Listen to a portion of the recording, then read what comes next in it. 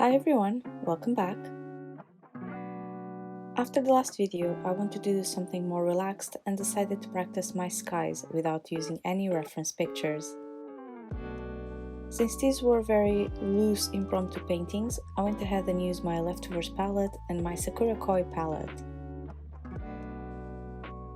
Right at the start, you can see my water brush wasn't clean, but the best thing with watercolor is that you can lift off mistakes from the paper with a clean paper towel and pretend like it never happened, as long as you are quick enough and the color itself is not very staining.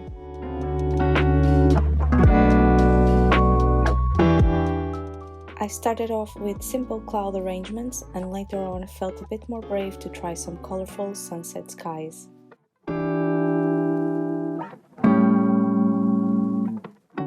I don't believe I have explained this before, but I never throw away the watercolor that is left at the end of a painting session. However, I do like to keep my palettes clean and paint-free so that I can start fresh whenever I feel like painting.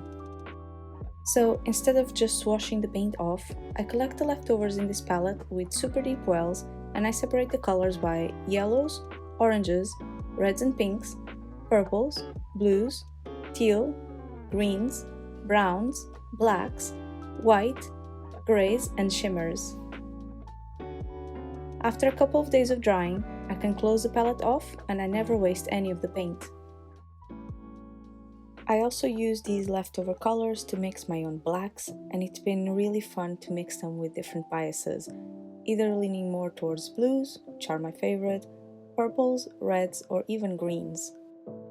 The great thing about keeping a palette like this is also that, since I end up with so many different brands and variations within the same well, I often get surprised with the color mixes I end up discovering.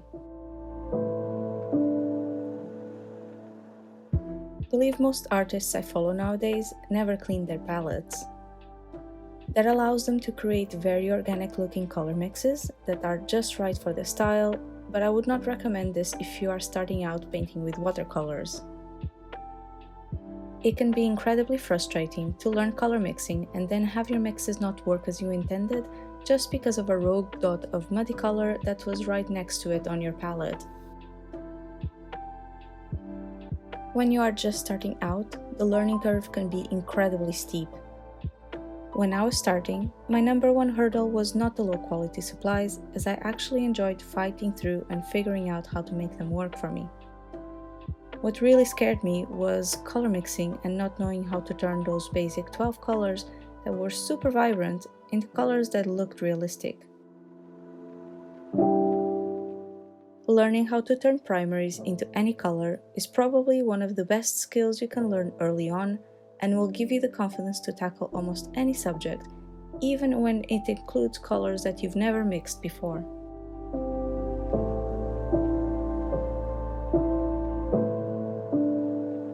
I'm going to leave you to enjoy the rest of the time-lapse with some music. In the meantime, I hope you are enjoying this video so far, and if you are, please like and subscribe.